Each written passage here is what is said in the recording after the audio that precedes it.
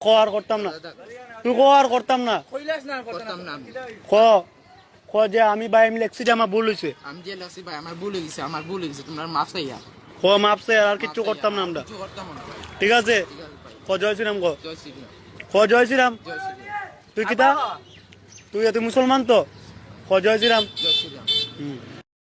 ছাত্ররে সনাতন ধর্মের কিছু বায়ানতে দরিয়া কইরা জয় শ্রীরাম জয় শ্রীরাম।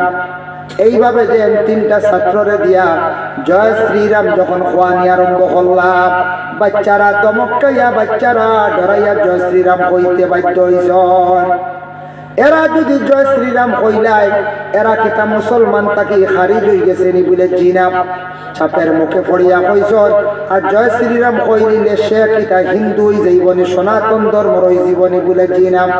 আমার দুঃখ লাগছে দেখিয়া 100 কোটি হিন্দু মানুষ ভারতবর্ষে আসন মনোহরকা 100 কোটি জয় শ্রীরাম কইয়া আবহাওয়ায় না যদি মুসলমানে যদি খোয়া লাগে জয় শ্রীরাম, তাহলে আমরা রেখা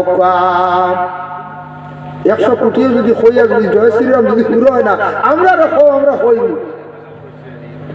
যার কারণে দুঃখ লাগছে এই বাচ্চান্তরে দরিয়া জেনে এমন ভাবে চাপ সৃষ্টি করছেন।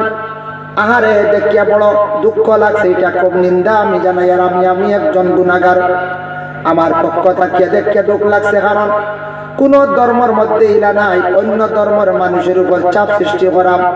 আমাদের ইসলাম ধর্মের মহাগ্রন্থ কোরআনের মধ্যে আছে লাকুম দীনুকুম ওয়ালিয়া দীন, ধর্ম যেটা আছে তুমি পালন করো, অন্য ধর্মের উপরে আঘাত করিও না। যার যারি নিয়মে যার যারি ধর্ম তুমি দেন পালন করো।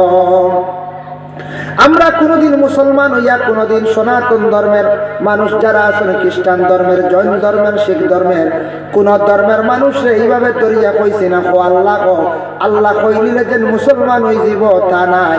কোনদিন আমরা এইভাবে কোনদিন আমরা চাপ সৃষ্টি করছি না, যাই আমরা এটা কই না। আমরা কেউ গালি দিলেও মারলেও, কারণ আমরা বিশ্ব নবী ইসলাম ধর্মের মহানেতা যিনি মোহাম্মদের এইভাবে ধৈর্য ধারণ করছেন, সবর করছেন, গতিকে আমরা সবর করি। আমরা কোনদিন অন্য ধর্মের ধর্মীয় স্থানের উপর আমরা আঘাত করছি না, আমরা খেয়রুল্লাহ দরিয়া আমরা হই না। কিন্তু দুঃখ লাগে সেই উপমহাদেশের মধ্যে একটা অতুলনীয় দেশ, এশিয়া মহাদেশের মধ্যে একটা ভারতবর্ষ এত সুন্দর একটা দেশ, সেই দেশের মধ্যে মাঝে মধ্যে এইরকম কিছু জিনিস ভাইরাল হয়। বিভিন্ন জায়গায় দেখা যায় কিছু অন্য ধর্মের লোক যারা, যাদের ধর্ম ব্যাপারে জ্ঞান নাই, ধর্মগ্রন্থ ব্যাপারে জ্ঞান নাই, এরা এইভাবে মানুষের উপর অত্যাচার চালায়।